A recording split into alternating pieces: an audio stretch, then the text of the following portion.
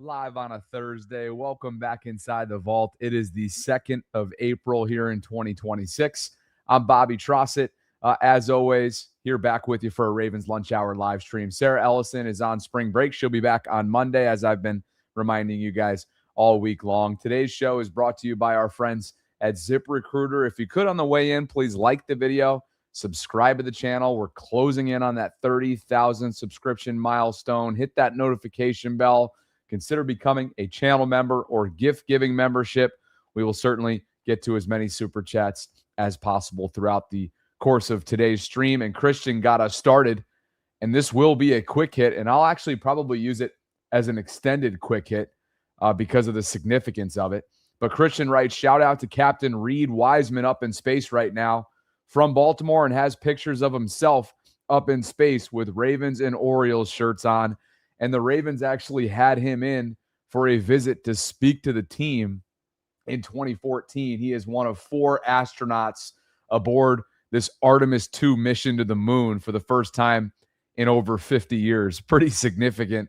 And I've been locked into the coverage, as I'm sure many of you have as well. And you already know I've prepared a little bit of a quick hit segment. We should probably call it like segment number 3 just because of the importance of the mission, the significance of the mission, and whenever there's a Baltimore tie-in, of course, it just fits the puzzle. So, Christian, thanks for getting us started on that super chat. And in terms of what I have for you for today's rundown, Jadeveon Clowney, I'm going to react to some comments made by him to Aaron Wilson, former Baltimore Sun reporter, on a potential reunion with the Ravens, what he feels like he has left in the tank, and we'll have some clips from his training staff as well, what he's been up to in the Houston area. He just turned 33 in February. He spent the 2023 season with the Ravens, then went to Carolina and spent part of last year with Dallas. Perhaps he could be a post-NFL draft type of acquisition from a veteran perspective, should he feel like the Ravens would be a good fit for him, and maybe the Ravens might want him as well to fill a void. He still has some left in the tank. The statistics tell you that. The tape tells you that. And I'll get into what he's been up to since that historic defensive season in Baltimore in 2023. Then, new intel on a standout tight end prospect that the Ravens perhaps have an interest in, an international game schedule leak for 2026, and a whole lot more. Coming up, appreciate you guys for being with us as always. Let's get into Jadeveon Clowney and a potential reunion in Baltimore from his vantage point. They take pride in their defense. I enjoyed the locker room. The guys that was in the locker room was an extremely fun group of guys. It's, a lot of leaders was on that team, a lot of guys that respect the game of football. Yeah, for sure. They got a lot of good guys that I can relate to in the locker room, and definitely would be open to going back to Baltimore, playing with Lamar now. Great time for me. Okay, Jadeveon Clowney still playing. Can you believe it? He was the first overall selection in 2014 out of South Carolina by the Houston Texans. That's where he began his NFL career, made a name for himself certainly from 14 to 18.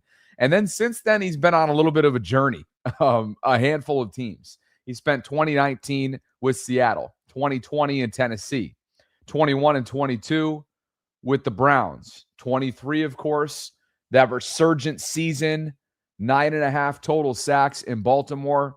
That was 23. 24 was in Carolina, where he's originally from, at least not far from the Carolina Panthers facilities. And 2025, some of which was spent in Dallas. Remember, he was brought in, I believe it was in September. He played in 13 total games last year, 6 of which were starts, and still finished with 8.5 total sacks. So, look, I think that's probably the elephant in the room right away, right? What kind of production will you be getting from Jadeveon Clowney at 33? That's what he just turned in February. So, it'll be what, his 13th or somewhere around there? Let's count them up. 1, 2, 3, 4, 5, 6, 7, 8, 9, 10, 11, 12. This will be indeed his 13th NFL season. So from a productivity standpoint, what would the Ravens or any team that brings him in at this point in the process be getting out of the free agent himself? to is just production per play generally. And yeah, we could isolate on sacks because it probably gets the most attention media-wise in terms of trying to relate a statistic to a contractual value. But in JD's case, so if we just isolate on sacks, which I would argue is his least shiny capability, his lowest attribute, if we just look at production per play, he played 373 snaps this year, had 8.5 sacks that breaks down to about a sack every 43 plays. And if we just look across the league, you could pull up names of the guys who are the highest paid, guys in the 35, 40, and $45 million range at the position now. It might be Max Crosby, T.J. Watt, Myles Garrett, of course.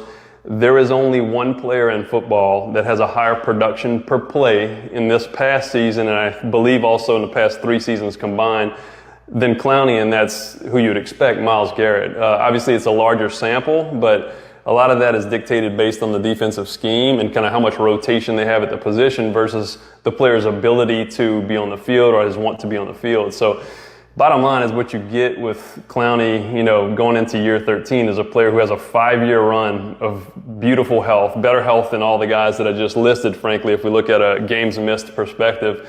And you get a guy who, per play, is producing at a level that almost no one else in the league is able to produce. And for some reason, that just it's not jumping out at people, but I really think it should, because I think there's tremendous value for a general manager and a team that's looking for a defensive piece that can kind of come in and fill the role of an elite pass rusher and run stopper, frankly. You mentioned run stopping and some of the other things. The tackle for loss is another category where he's going to be at the absolute peak of all these players, particularly per snap played. And is he healthy and able to play many more snaps if necessary? Of course he is. It just so happens to have shaken out that way. But yeah, if you want production per play, I wouldn't look any further than that. Jadeveon's strength trainer down in Houston there talking about the value in production that Jadeveon has brought to the table, which shouldn't just be measured by overall sack volume. Now, in Baltimore, doesn't matter what you measured it by in 2023, whatever metric you might have used would have been certainly suggesting and maybe even yelling from the rooftops that this player was highly impactful, whether it was against the run, whether it was, as he puts it in that same interview that I just cut up courtesy of Aaron Wilson's YouTube program down in Houston, going forward. He's like, look, last year in Carolina, this was an interview that he did within the last year or so, because, again, 24 was spent in Carolina, 25 was in Dallas. And I guess in Carolina in 24, they asked him to drop back rather than move forward, which is obviously what you want to do when you're a pass rush specialist, the way that he is.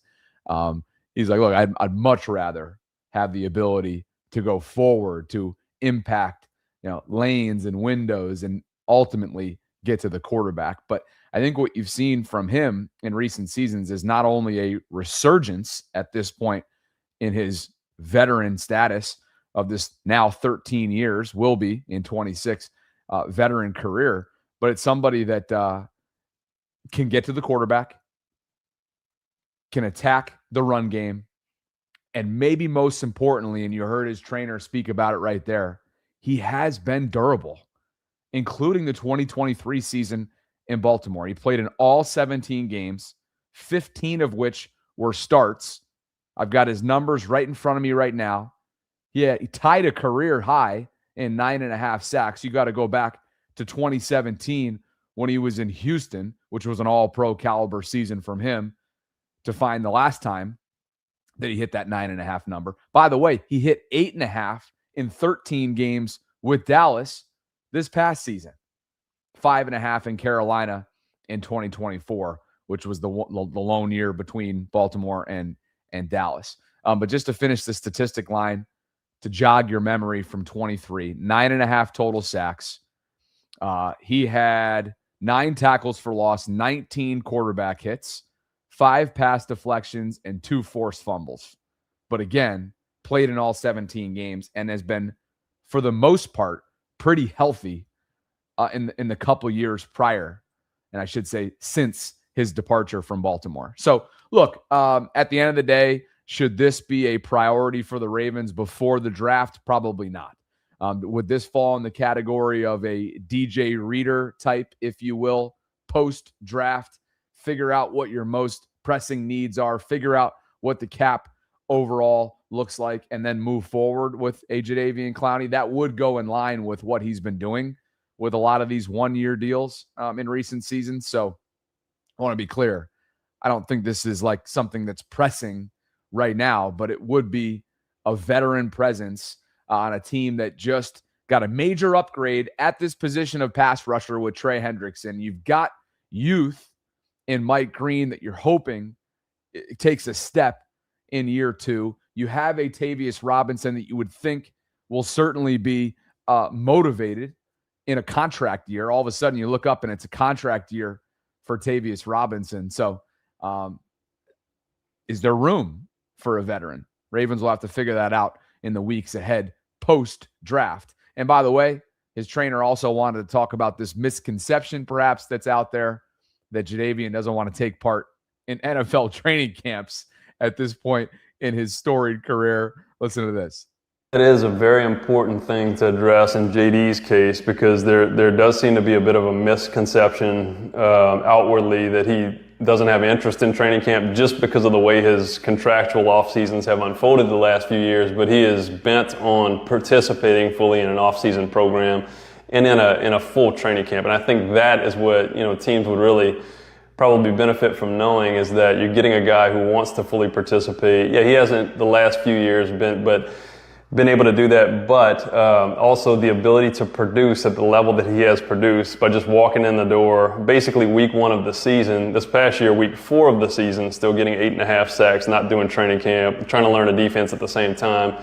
Should tell you what you need to know about his ability. If he's willing to go to training camp and excited to go to training camp, which is the case, I think that does a lot of good for teams to understand that. All right, maybe some damage control there, or at least trying to drum up some interest for his clients, or at least his main man. Again, that's his strength trainer down there in Houston. But again, it was a very successful, and maybe this is just a nostalgic conversation. I don't know. Perhaps Jesse Minter and company have plans of going younger and in a different direction. But every time, this time of year and in the months ahead, the Jadeveon Clowney name will pop up. The Kyle Van Noys will pop up, right? It's reminiscent of the Justins, Houstons, Jason Pierre-Pauls. You've seen this time and time again from a veteran pass rush standpoint. And we'll learn a lot about how the Ravens feel like they're evaluating their overall pass rush department in the weeks ahead. How will they handle the 11 picks that they currently have scheduled later this month in the draft? How do they view somebody like Adisa Isaac, who's been in the program for a couple years now out of Penn State, just hasn't been able to fully sustain health and availability? I think we know how they feel about Trey Hendrickson based on the extension they just gave him, the contract, the lucrative contract they just gave him. And I'd have to think that there's tremendous amounts of upside on Mike Green. Jesse Minter literally just spoke about Mike, the second-year player that they used a second-round pick on, as you might remember, out of Marshall just a year ago, and he showed some flashes. Jesse talked about that earlier this week. Confidence in Mike Green. Loved him coming out. He was high on our board there. And so I was joking with him. We had brought him in, I think, for a 30 visit last year. And so it's meant to be now that we're together. And so very excited. And I think now he'll have a guy in the room, and Trey, that he can really learn from, that he can learn some of the nuances of rushing the passer. Those guys will work well together. Oftentimes when you have a guy on one side, it creates even more opportunities for the guy on the other side. And so Mike should be very excited, because I feel like he's going to have a lot of opportunities to impact the game. And we're excited about him. And just like anybody, I think your first year to your second year is often a big jump. And just understanding the level that it takes, the preparation that it takes, and so excited about Mike. Does Mike Green have a chance to be this year's Odafe Owe for Jesse Minter? Odafe spent the first 6 weeks or so prior to the deadline in Baltimore, did not record one sack under Zach Orr. Then goes to Los Angeles in that acquisition that we all remember, the Alohi Gilman acquisition for the Chargers. the Odafe acquisition. And Jesse Minter got himself a high motor, highly motivated player who went nuts in the sack department, including 3 in their wild card loss in the playoffs. And what did he get in return? A $100 million contract from the Commanders. I'm not predicting that to be Mike Green in year 2. But Jesse is a schematic expert. He is a wizard. And he is best known as a coordinator for putting his players on the defensive side of the ball in the best position for success, development, and proper usage. And who's to say that Mike can't take a massive leap under his tutelage coming up in year 2 in the NFL? Let's get an update on the poll as it relates to our opening topic this afternoon. I appreciate you guys for being with me on this Thursday. By the way, I did actually make an exception here. Test lines on my personal channel on the Bobby Baltimore side of things. But if you feel compelled this afternoon, mid-work day, perhaps, to share a thought with me, please do so. I have the link pinned in the live chat, and I'll open them up. And we'll do 90-second thresholds if you want to give in and call in today. As we approach 300 votes in a pretty simple question, would you welcome a Jadeveon Clowney reunion in Baltimore? 88% of you say yes. 12% of you say no. We'll have to wait and see. But it could make sense if they're looking for a veteran presence and they want to move on from Kyle Van Noy, who remains a free agent on the open market, having spent the last handful of seasons really enjoying a career renaissance in Baltimore, including that 2023 season where he played alongside Jadeveon Clowney as well. And it was a historic year for Mike McDonald's group at the time, which ultimately landed him the Seattle job and one of the most sought after coaching candidates in that year's cycle. Remember, for the first time in NFL history, that defense hit the trifecta. Points allowed, turnovers, and of course, I'm going to forget what the third metric is, but what was it? Points allowed, takeaways, and somebody will help me out with that. I'm just having a brain fart. Of course I am on this Thursday. Sacks. Thank you, Rich. How did I forget that? Of course, it was sacks. Yes, it was. And all of a sudden, I make it known that the guest lines are open, and all of a sudden, it's on. Beautiful. We'll open them up then here in just a minute. Now, remember, this also could qualify as a post-draft activity by the Ravens, and that is DJ Reader. That was the visit from last week. He took his physical, and Aaron's like, look, this will probably be something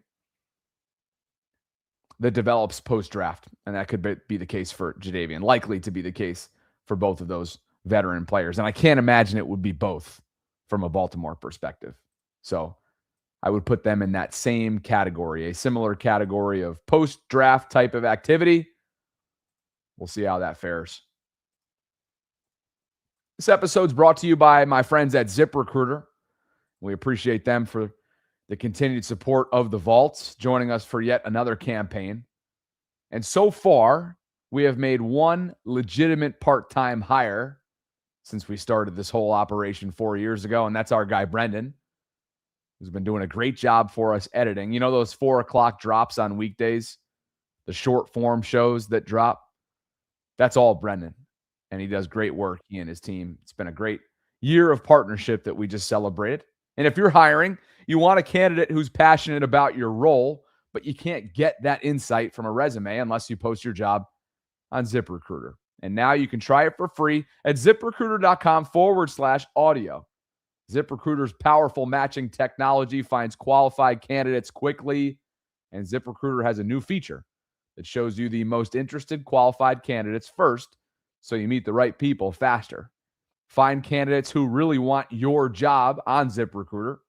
4 out of 5 employers who post on ZipRecruiter get a quality candidate within the first day, and you can try it for free at ZipRecruiter.com/audio. That's ZipRecruiter.com/audio. Meet your match on ZipRecruiter.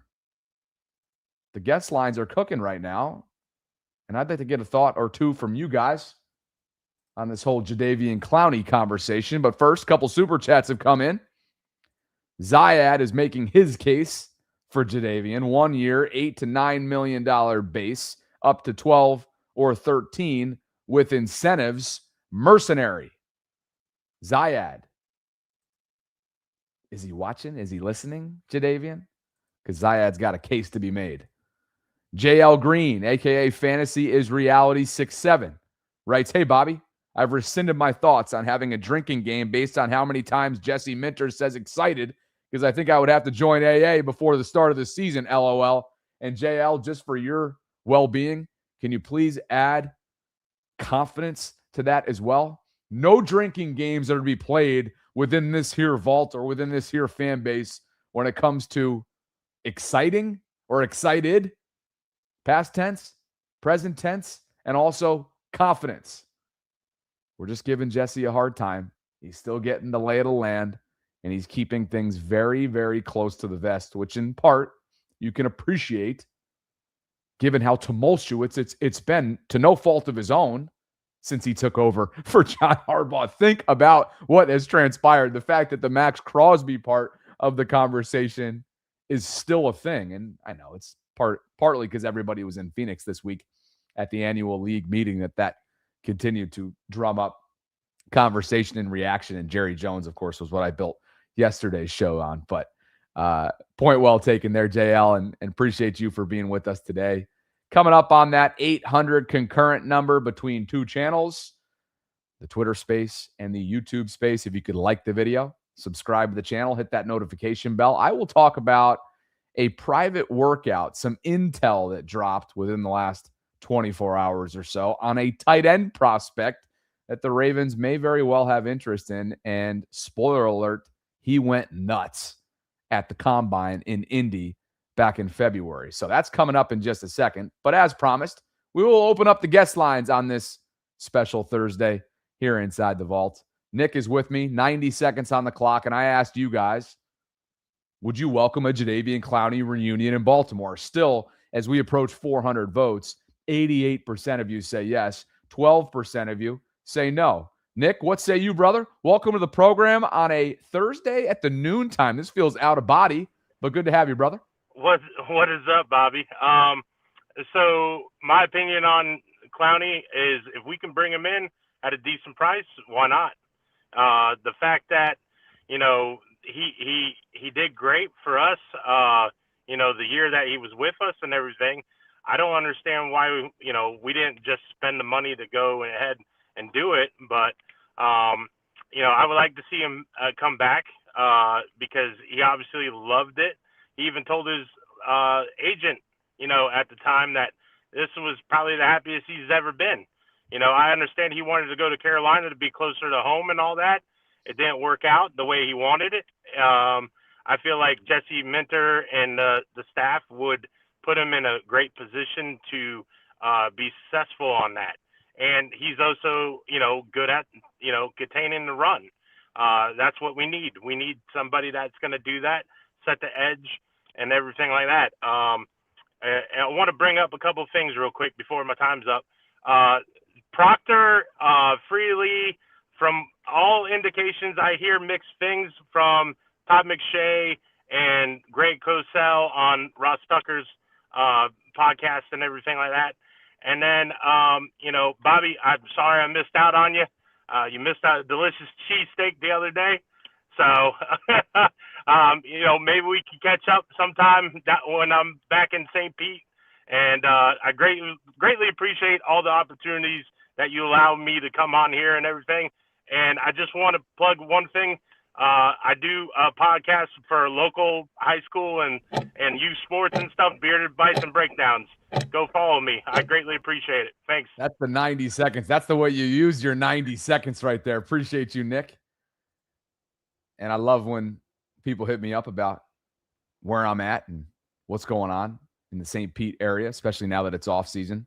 It's felt like anything but, though, to be honest with you, over the last couple months. Tony Love says there is a story out there that the Max Crosby saga isn't over. Yeah, I think the saga continues as long as people continue to chat about it. And I guess I'm guilty of doing exactly that as we continue to cover it. Tony, thank you for the super chat. Now, do you mean that like a Dallas or another team is still interested in him? Is that what you mean by this? Adam says, I'd rather sign veteran Cam Jordan, who I believe is still a free agent and had 10.5 sacks last season. Clowney never attends OTAs. Would Cam Jordan want to attend OTAs at this point in his career? Will Cam Jordan play in anywhere not named New Orleans, where he spent his entire career? You're correct that Cam is still playing at a high level and producing, including the 2025 season. There's no question about that. Will he play? I'm not convinced that he winds up playing anywhere but the New Orleans Saints when it's all said and done, being that he is a fixture and a staple there. But hey, I could be wrong there. Thanks, Adam, for the super chat. And thanks to all of you guys for being with me. As promised, let's get to this new visit. The private workout that was, or the private, let me go ahead and reset that. According to Justin M _NFL, the Ravens met formally with Vanderbilt tight end Eli Stowers at the NFL Combine. Eli, of course, went nuts in Indy during said visit and finds himself among the top prospects at the tight end position, which is certainly one of need for the Ravens, knowing that Mark Andrews and Durham Smythe, as this roster is presently constructed, are the only two in that room. Bucky Brooks finds him as his top 5, his 5th ranked tight end prospect. Kenyon Sadiq leading the way out of Oregon at number 1. We've spent a lot of time on him inside the vault in recent weeks. Max Clare from Ohio State is his 2nd ranked tight end. Dallin Bentley out of Utah is 3. Joe Rover from Cincinnati is 4. And again, Eli Stowers rounds out the top 5. Now, let's just be clear here on this whole meeting in Indianapolis, or a formal meeting, if you will, with the Ravens. Not uncommon, doesn't necessarily mean that this is groundbreaking. There's a reason why teams and scouting departments and general managers typically, not all do, but typically make it a priority to have a presence in Indianapolis and have a chance to meet these guys, not virtually, but in person. And it sure looks like, according to Justin M here, and let me make sure I get his full bio for you as well. He is an NFL draft contributor on Sports Illustrated and has a sizable channel following in the X space. And again, does his work through SI.com. Okay, so let's just be clear on that. This is the time of year where you're hearing a lot about top 30 visits. You're hearing a lot about, in this case, formal meetups from over a month ago at this point at the Combine. You're hearing about, in some cases, private workouts. Ryan Fowler noting that the Ravens held exactly that, a private workout with Elon punter Jeff Yerk today. That was April 1st. He is the FCS's all-time leader in yards per punt and a two-time first-team FCS All-American. He averaged 58.6 yards per punt at Hula a few months back. And again, in wake of Jordan Stout leaving in free agency to join the Ravens, and what I mean by that, as my English starts to go on me, to join the Giants and stick with John Harbaugh, obviously Randy Brown and company are in the market for a punter and may very well be interested in spending day 3 capital on a special teams player back-to-back seasons, because that's what they did in the 6th round last year with Tyler Loop. Perhaps Randy Brown and company zoning in on Jeff Yerk to find Jordan Stout's successor. But back to Eli Stowers for a bit, because as we've had the conversation on Kenyon Sadiq, I feel like it would only be fair to have a similar deep dive conversation on Eli Stowers out of Vanderbilt. He transferred there from New Mexico State after transferring there from Texas A&M. He played for 3 different schools. He's 22 years old. He'll turn 23 in 2 weeks. He's 6'4", 239 pounds, the John Mackey Award winner from 2025. He was a unanimous All-American and a 2-time first-team All-SEC player both years at Vanderbilt. He's a savage. And like I mentioned, he went nuts in Indianapolis. Let's see if he could join the sub 4.440 group.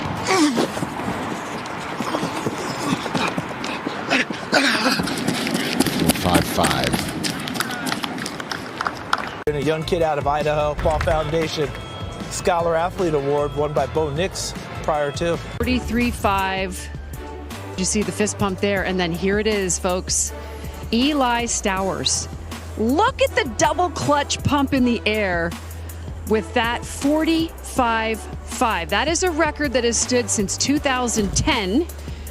And we'll take one more look at it. Again, Kenyon Sadiq had tied the record at 43.5. That is Eli Stowers breaking the record, not breaking it, actually smashing it. But I had mentioned Kenyon Sadiq and Daniel Jeremiah's #1 tight end in this draft. He's going to go really high.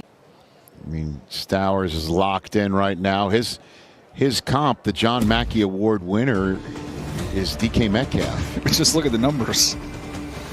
I remember DK, we were talking about him looked like the Batman suit out here when he was working out, and he jumped better. He's 11 pounds heavier. Wait, that vert that's not a typo, that vert? 45.5, that's a record. Wow. That's cool. I was talking to a team during our little break where we had, and they said they had interviewed him, and he said, you know, how are you going to test? He said, yeah, I'm gonna break the vertical record tomorrow. And he said, some guys, you know, talk a big game, but then he did it. He told no lies. Just imagine he and Lamar Jackson playing whatever their form of street ball is on a football field near you come the fall of 2026. So again, just as we have been dressing up Kenyon Sadiq, we will do a similar fashion style deep dive on Eli Stowers. And I think that did a good job of explaining just how much he accomplished, whether it was draft stock wise or just saying, hey, remember me, you know, come late April, because I'm about to show you that my athleticism is through the roof. And you saw the comp there, right? The DK Metcalf comp. This is a player that can go and run block for you. He can go and be above the rim for you as a pass catcher. He is going to bring a level of physicality. And obviously, as the nation's top tight end, which is what he won with that John Mackey Award, this is a guy that was highly productive, played for several different programs. Is he as young as other tight ends are, so to speak, in terms of age coming out? No, he's 22. I guess that's technically because of all the different schools that he played for and all the different, you know, eligibility years and whatnot.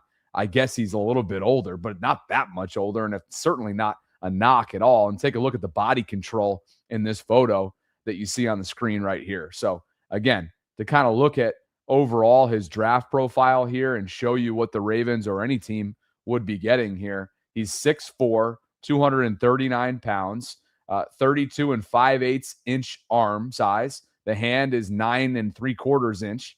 And you see where he ranked here among his class in terms of overall production. First in production, fifth in athleticism, and second in overall. That 4.51 in the 40, flying. And you see the rest of it as well, like you just saw there in that mashup clips from Indy. Lance Zierlein as well, NFL draft analyst, has all of this for you as well in terms of what went right for him and his overall. So 2025, this is actually by Chad Reuter here. First team Associated Press All-American. The John Mackey Award for Nation's top tight end. We mentioned that. William V. Campbell Trophy. That's the academic Heisman, so intelligence through the roof. First team All-SEC. Led his team with 62 receptions, 769 yards, 12.4 per receptions, 4 touchdowns played in 12 games with 5 starts. And oh, by the way, his father was a collegiate athlete as well. Here's the Zerline overview that I was referencing. He's an explosive quarterback convert. How about that? Converted quarterback with just 3 years at the tight end position. He's an excellent athlete with long arms, but needs to keep filling out his frame. He's a natural pass catcher with an outstanding catch radius and massive run after the catch talent. While his route running and contested catch ability need work, he excels at moving the chains on screens and short catches. He has the speed to threaten downfield against linebackers. His run blocking ceiling might be low, but his traits create above average potential as a pass catching F tight end, fitting the growing trend of utilizing 2 and 3 tight end sets more heavily. That's exactly what you would think on paper Declan Doyle is interested in doing. So there you have it. The Eli Stowers conversation, who reportedly met formally with the Ravens back in late February in Indianapolis at the 2026 NFL Combine. Elsewhere, we have a schedule leak, the first legitimate schedule leak, courtesy of the Baltimore Banners reporting and Gianna Hahn. In week 3, the Ravens will take on the Dallas Cowboys, according to their reporting, who are the home team for the first NFL game to be played in Rio de Janeiro, Brazil. There have been others in São Paulo, and these have been highly publicized, highly dissected, and in some cases, scrutinized from a safety standpoint. I got to tell you, from a world traveling standpoint, and already this nostalgia that I'm feeling, having interned at the 2016 Rio Olympics in the summer 10 years ago, I am selfishly fired up about this.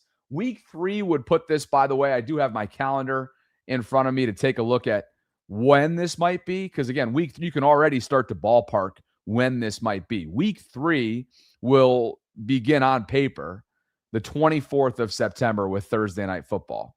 Could the Ravens have a Thursday night game with the mini bye, right? That will allow them to kind of adapt back from Brazil. There isn't a time zone change, so that's obviously to their advantage. If it was Madrid, if it was London, if it was freaking Australia, which will have a game coming up, all of that obviously would require a pretty significant adjustment based on time zones. So again, we'll have to wait and see for the specific day and time within week 3 come the schedule release, which is scheduled for mid-May as always.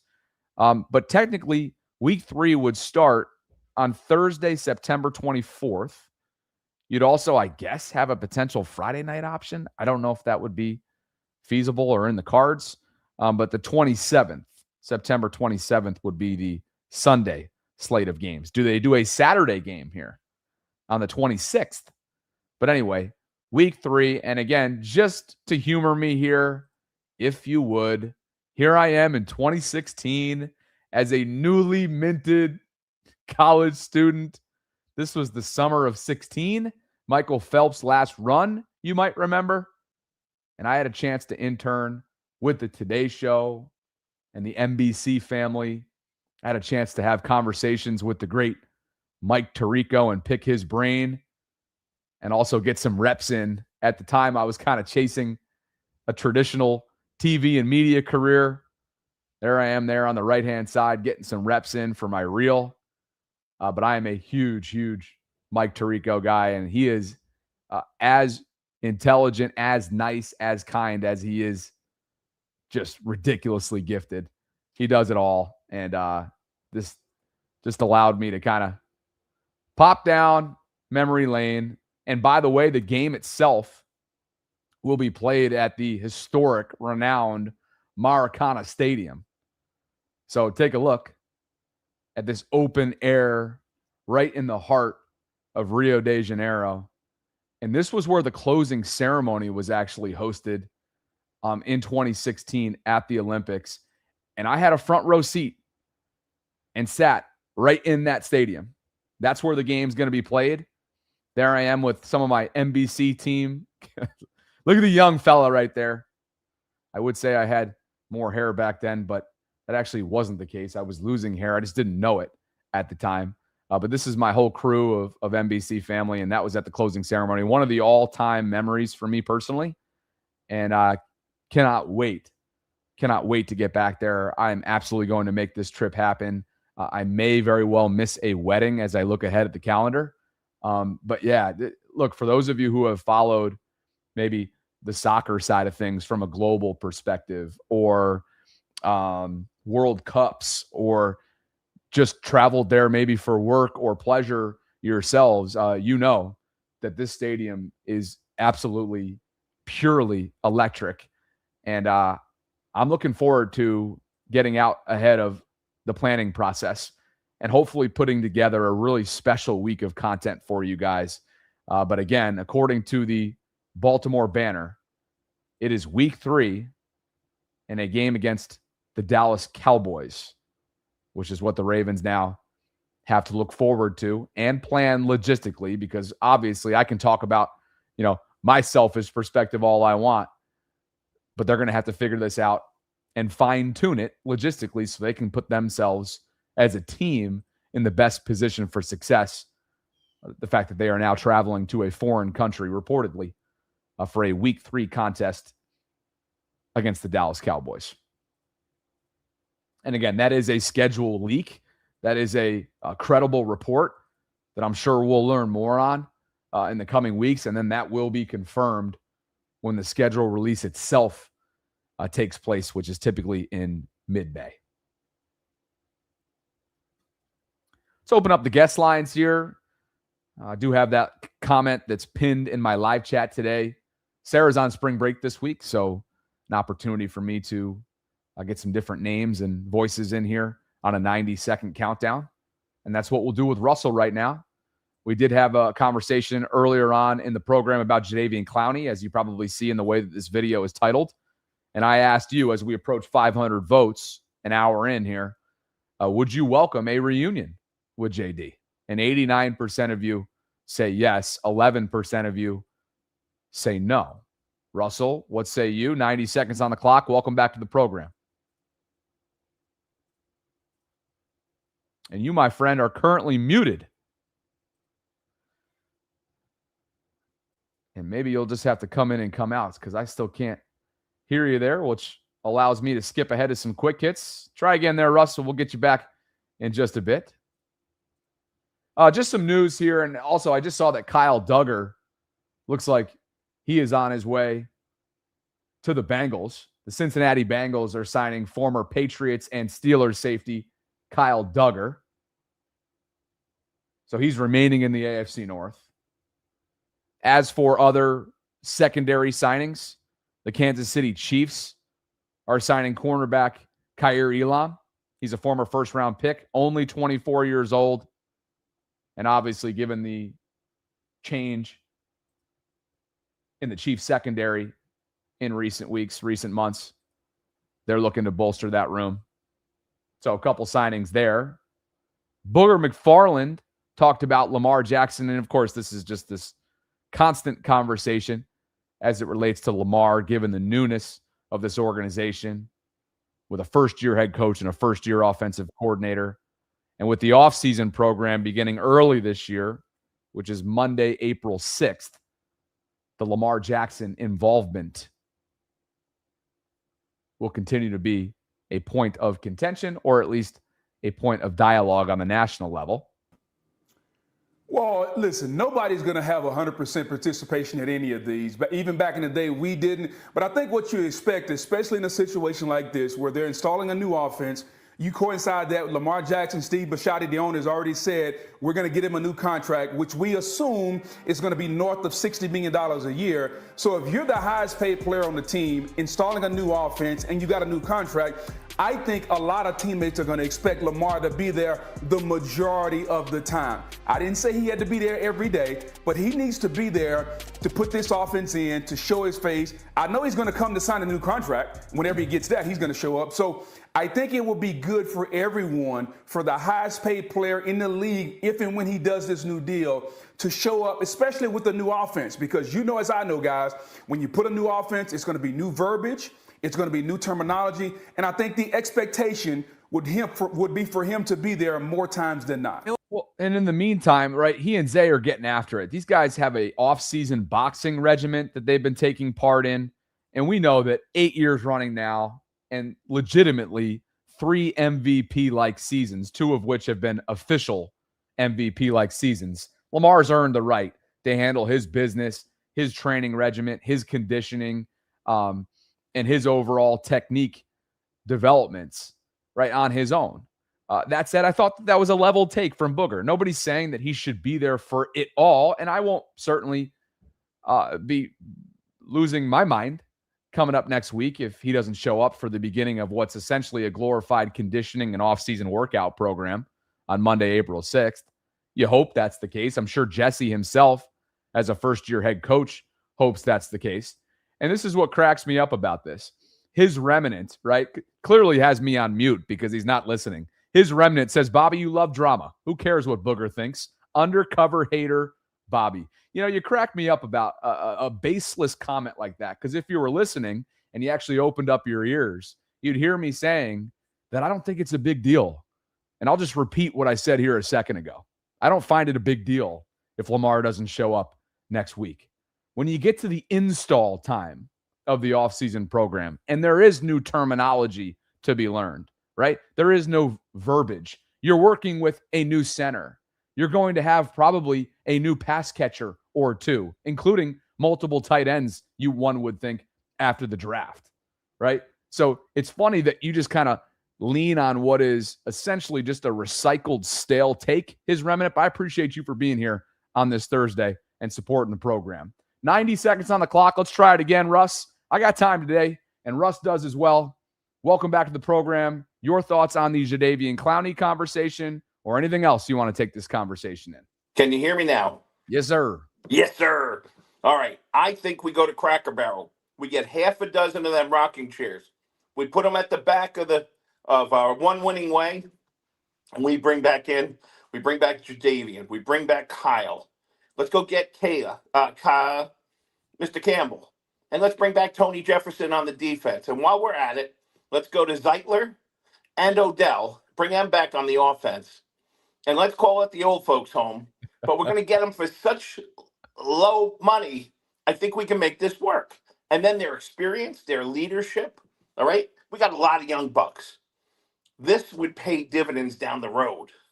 I know it's extreme and eccentric, and maybe I think outside the box a little bit. But what else you got to do? What do we got to lose? Forget about it. Bobby, I'm going to give you back 35 seconds because I'm efficient.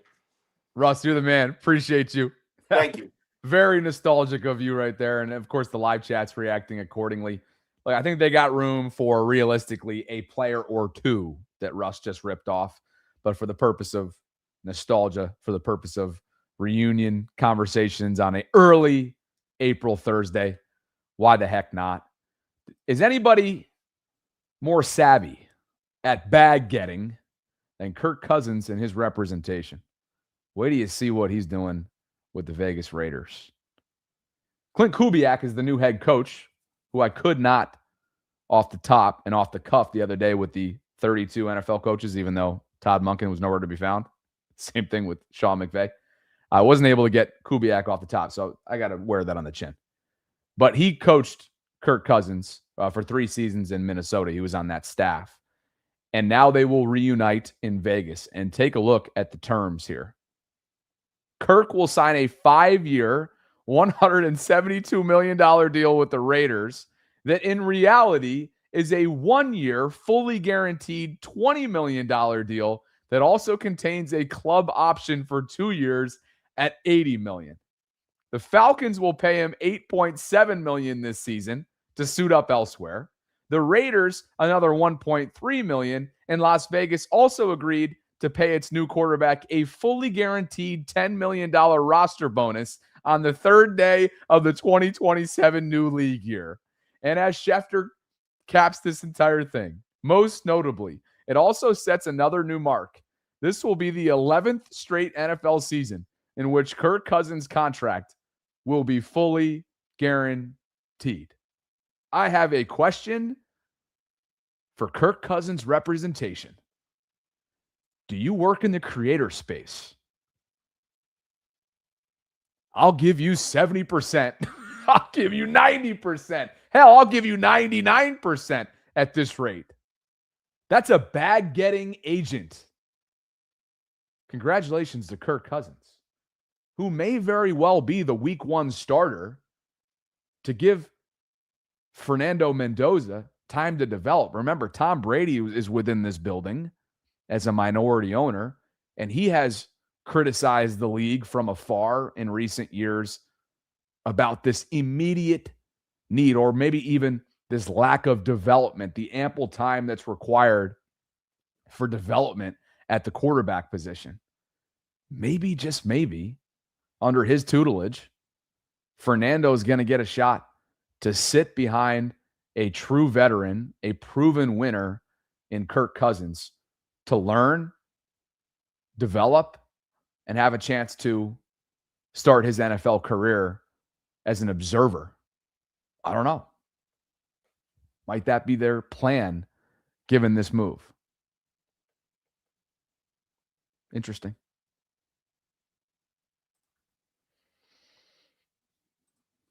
Artemis II liftoff yesterday. Florida to the moon. 10, 9, 8, 7. RS 25 engines lit. 4, 3, 2, 1. Booster ignition. And liftoff. The crew of Artemis II now bound for the moon. Humanity's next great voyage begins. Good roll pitch. Roger, roll pitch. Houston now controlling the flight of Integrity on the Artemis II mission around the moon. Integrity, AMT high. AMT high. On time, passing 30 seconds into the flights. Integrity passes the alternate MECO. Target milestone. Mission Control Houston seeing good performance on the 4 main engines. Space Launch System core stage. Integrity, 3 miles in altitude. Traveling more than 1,200 miles per hour.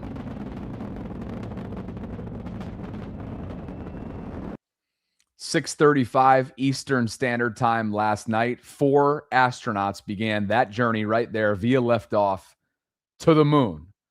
Future moon landings as part of the mission, as well as future astronauts on Mars. Unbelievable. From the Kennedy Space Center. Just, I mean, truly, it was, I think, just a powerful moment. I mean, 53 years is 53 years.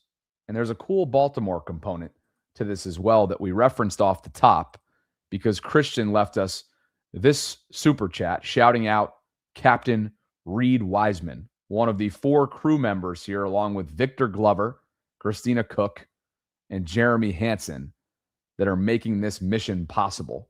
Reed is a longtime astronaut. He is from the Baltimore area. He is 50 years old.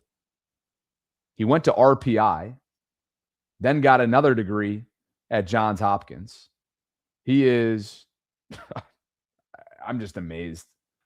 Amazed looking at his resume, amazed by this entire mission, totally blown away by this entire operation. And by the way, Reed Wiseman was brought in to speak to the Ravens organization in 2014. Flight engineers Reed Wiseman and Derry Wilmore of NASA replaced a failed voltage regulation device to restore the station's electrical power output to full capacity. I'm out there doing my second spacewalk. It was 6.5 hours out there, and I was pretty drained at the end of that, mentally, physically. It's probably what you guys feel like after the end of like the Steelers, I think. And I came back inside, and I was whipped up and proud of myself and pat myself on the back a lot. After I came back in, we get a little debrief, and it's a little video debrief with the guys on the ground that we worked with.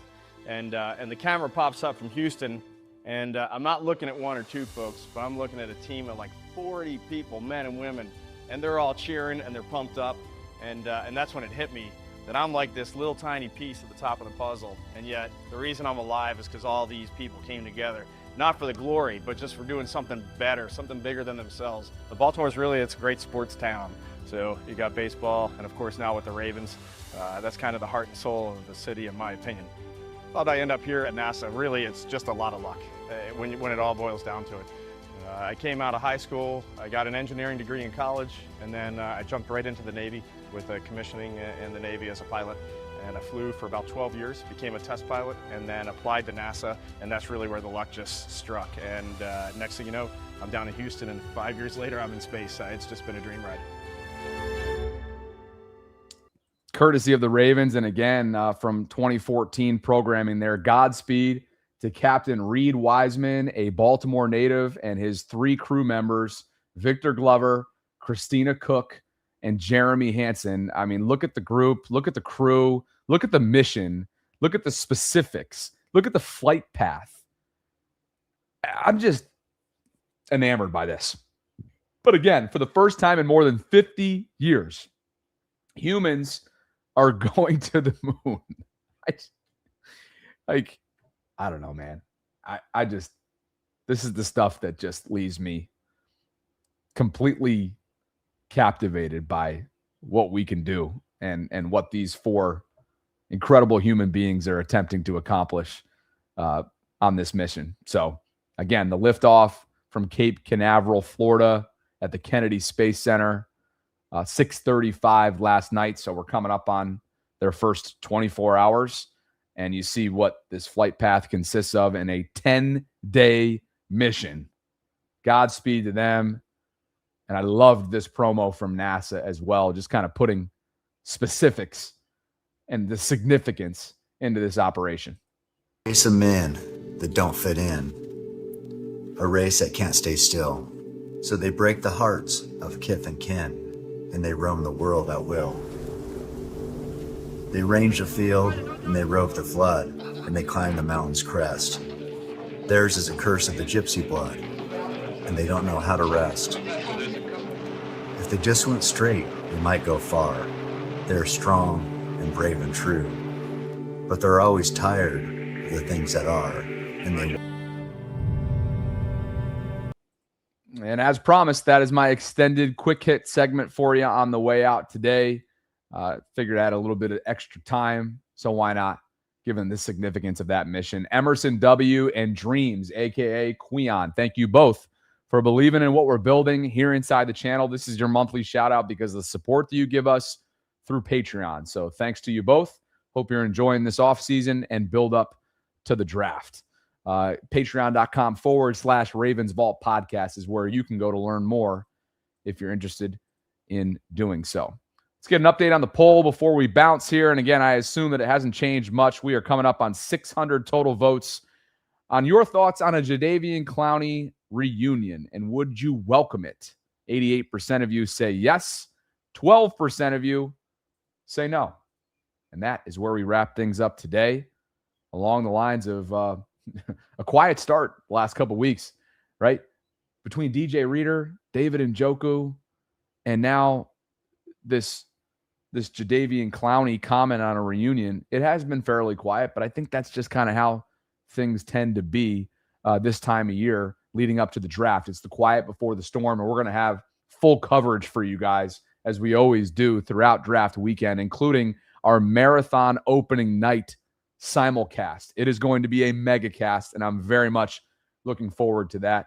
Hey, yesterday we gave out our March winnings, right? The giveaway for this month's $100, and I should say last month's $100 gift card that can be used towards our merch line. And I still have yet to hear from our winner, so I'm just going to go ahead and make sure to shout her out just in case she hasn't seen it yet. But Really Cool 31, that's Really Cool 31. You can see it here, has won. I don't know what her name is because it is not branded, but Really Cool 31. If you're watching right now, you have won last month's March giveaway, and you have a $100 gift card that has your name on it, and we'd love to hear from you. So hit us up at BaltimoreRavensVault@gmail.com to claim your prize, and I will be back tomorrow at 12 noon Eastern to close down the week that was, and Femi Ayambadejo, former Super Bowl winning Raven, will join me. We're going to attempt a little bit of a mock simulation. That's right. We are going to simulate a mock draft, a Ravens-centric mock draft. It's going to be a lot of fun. I look forward to doing that. Coming up tomorrow, Thanks to ZipRecruiter for the continued support of the program. Thanks to all of you for being with me this afternoon. If you could like the video on the way out, subscribe to the channel, hit that notification bell, consider becoming a channel member or gift give membership today. Catch up with you tomorrow with Fem here inside the vault.